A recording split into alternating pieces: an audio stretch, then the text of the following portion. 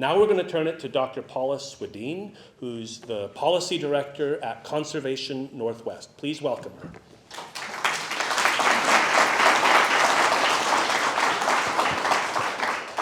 So, hi everyone. It is so lovely to see this many people and this much energy in the room. And if you're feeling a little sleepy and want to take 30 seconds to stand up and take a deep breath and move your arms, please do. There you go. Awesome. Whew. I know it's hard listening to people all day long, all afternoon long. I already told you all that I was going to talk a lot about science and a little bit about sort of policy. And I'm going to change it around a little bit. I will talk about science somewhat, and the science more around why our forests are so important for carbon sequestration and how we need them in our fight for a livable future. But I also really want to talk about strategy and how it is that we are going to, and these are my views, and I'm not putting them on Center for Sustainable Forestry, but being able to take these really beautiful legacy forests with these huge trees, and these huge trees are really important for our carbon balance. There was a paper that just came out a couple years ago, and it showed globally that most of the carbon in forests are in its biggest trees. And so, you've seen, maybe you've been out to some of these legacy forests and you've been out to real old growth and you've seen some of these massive trees. They are not only holding carbon, but they're still actively sequestering it and pumping it down into the soil. And that's really, really important for maintenance of our ecosphere and to keep that carbon in the forest rather than harvesting it and releasing it. But these pieces of legacy forest, they're, and the latest numbers I saw is that, and based on some of the modeling that Stephen has done, it's about 70 or 80,000 acres on DNR land. And Miguel told the great story of the Habitat Conservation Plan, and I think it's really good to remember that Habitat Conservation Plan and DNR's policy on not harvesting, actual old growth is resulting in, on their west side, 1.4 million acres, they're not cutting, or they're mostly not cutting 600,000 acres. And so when DNR's looking at it as an agency, and then when other stakeholders that rely on the income from harvesting DNR lands and the mill sector of the industry, who does, Commissioner Goldmark was right, they harvest on those lands accounts for about 15%, but that can make a big difference for the margins for some mills. And so they're very sensitive to more land on DNR being taken offline because of the 600,000 acres that they're already managing for endangered species and eventual older forest if it's not there yet. So if we're going to be successful in trying to convince DNR, and then I'm going to talk a little bit about a legislative strategy to go with that as well, to not harvest an additional 67, 60, or 70, or 80,000 acres, and trying to get some of that murrelet habitat that Miguel was talking about that we weren't able to get into the HCP, it can't happen in a vacuum, and it can't happen without looking at sort of the rest of the system. And that system includes, it includes economics, it includes the policy environment that Miguel was talking about, it includes this brand new Supreme Court decision that it has yet to really be tested.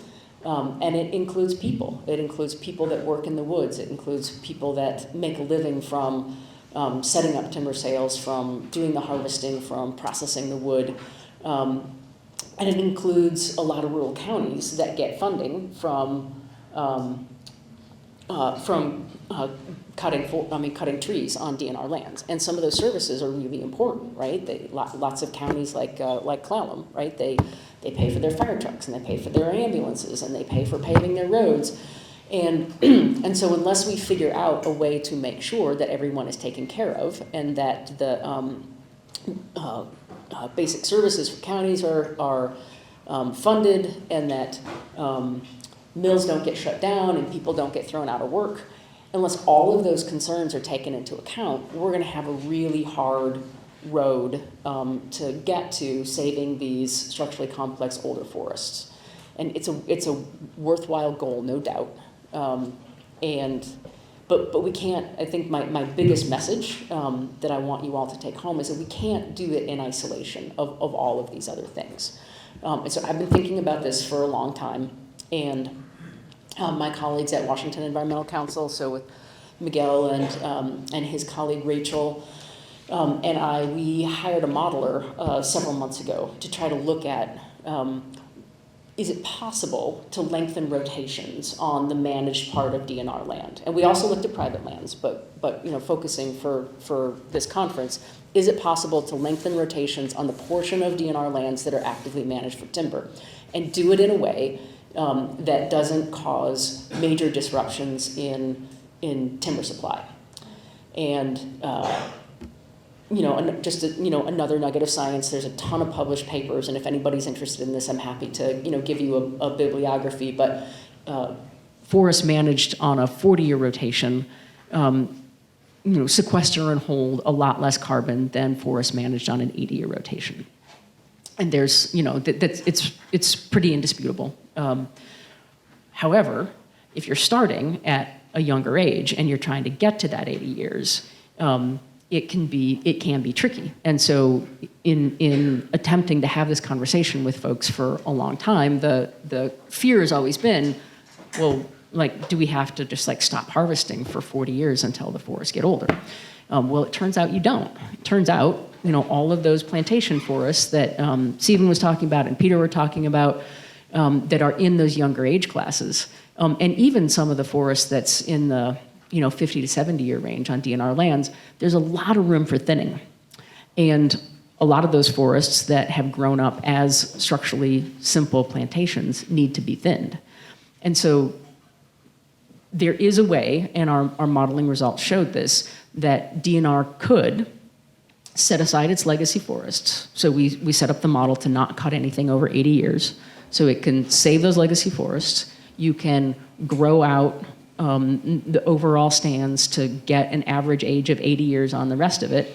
You can do a lot of thinning, and eventually and this is just the model, and there's lots of other ways that we can manage our forests, but in terms of trying to demonstrate that we can make this transition that's really good for carbon and really good for restoring the forests and really good for continuing to provide materials for the mills, it's all possible. So we essentially showed that you can start at DNR's current sustainable harvest calculation, which is about 450 million a year, and in 70 years, you can be cutting 600 million board feet.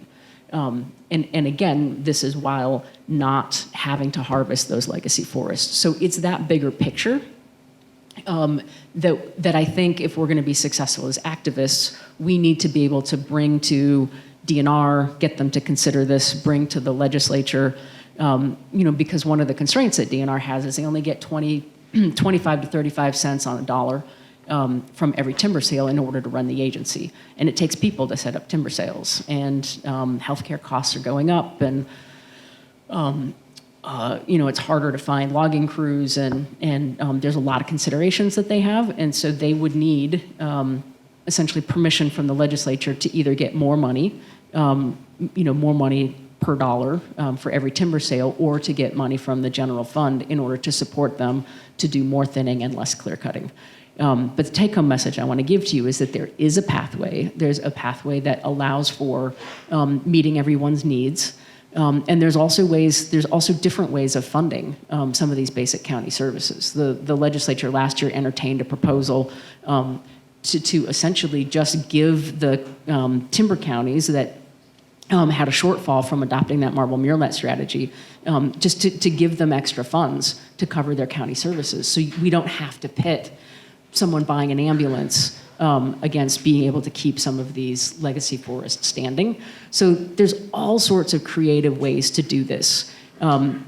But if we only approach this in sort of a, well, if we only think about the legacy forests themselves and approach the Board of Natural Resources and approach the legislature as saying, please don't cut these down without other proposals in our toolbox, essentially, I think we're going to get a really cold reception. And for everyone in this room that's already testified in front of the Board of Natural Resources, you've heard that, right? And people have had very heartfelt testimony saying, please don't cut this forest down.